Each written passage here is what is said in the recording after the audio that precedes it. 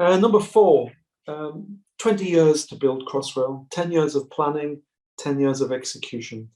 Lots of people have worked on Crossrail for more than 18 years. They've had the whole career here.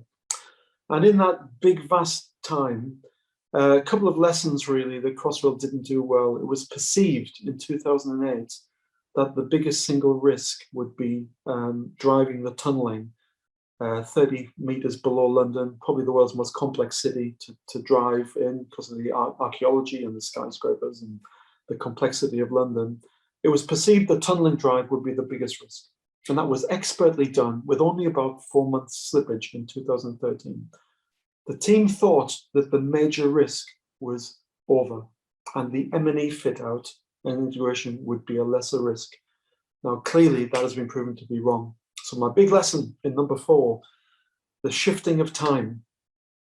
Make sure that you are looking at the right risk at that moment. And the reality is the integration risk has been far greater than the TBM drive, far greater.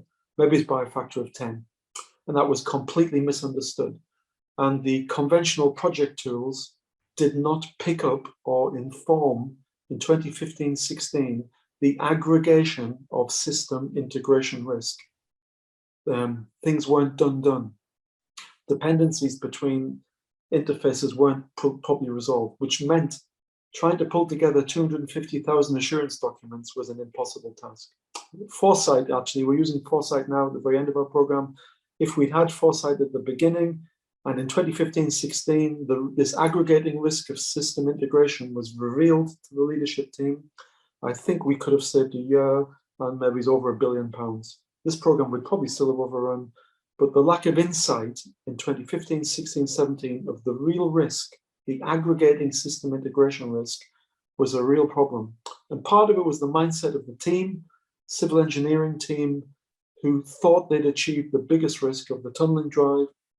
The same civil engineering team went on to the integration. So another key lesson of Crossrail is right team at the right time. Now, this is very hard and challenging, and I don't know much about American football, but I do know, and I've heard, that they have certain teams come on for certain players. And really, you want your civil engineering people doing the tunneling drive and major civils. You want your M&E people doing the fit out, and you want your system integration people at the end. And unfortunately, that means over 20 years, you probably need 3 or 4 squads. And on Crossrail, we persisted with the same skill set. And we ended up with unfortunately, the management team didn't spot the aggregation of risk.